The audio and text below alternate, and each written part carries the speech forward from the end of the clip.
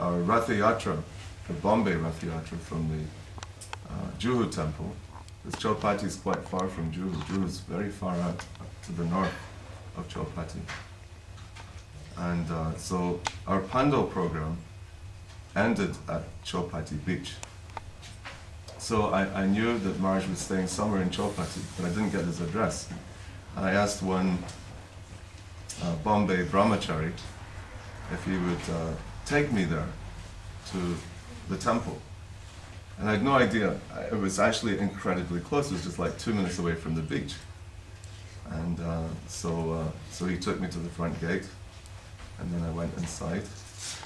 And the first thing I saw was a brahmachari selling books in the bookshop downstairs by the staircase. And I asked if Radhanath Maharaj was inside somewhere, and he said yes. He said, just go up the stairs. He didn't come out of the shop because he was busy selling some books. So then I went upstairs, and the first thing I saw upstairs, of course, on the first floor was the temple.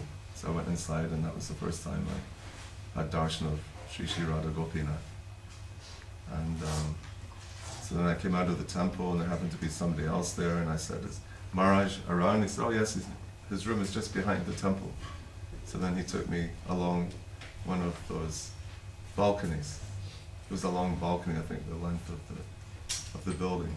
It was very old-fashioned, built in I think the late 1800s. There was a lot of wrought iron work, I remember. Then we went to the back, and he led me into Radhanath Maharaj's very simple room.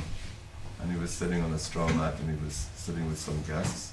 But immediately upon seeing me, he jumped up, and we embraced very tightly, and we paid our obeisances, and then we sat and reminisced and talked for a couple of hours, and that was very, very special. And I felt in a little way that I had not really fulfilled my visit, because when you come to visit a very special, very advanced Vaishnava, you're supposed to bring a present.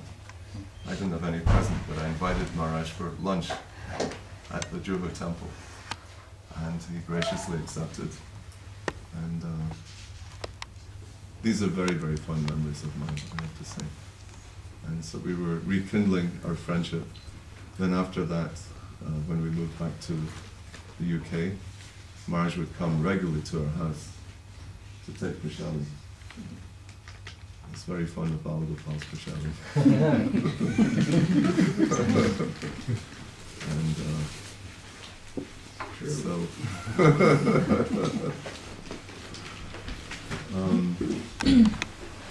I just very much relish being in your presence and hearing from you and learning from you.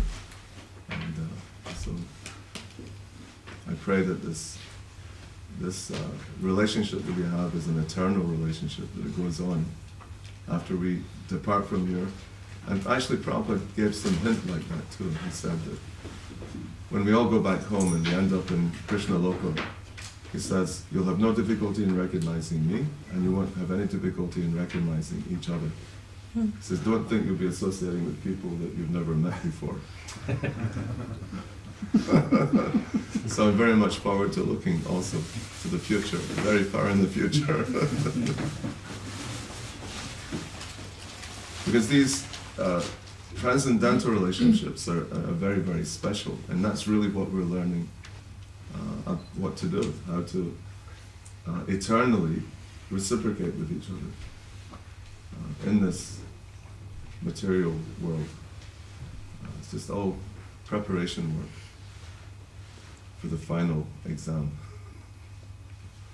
And then when we pass that exam, then Prabhupada said we'll have an ISKCON in the spiritual world. So, thank you so much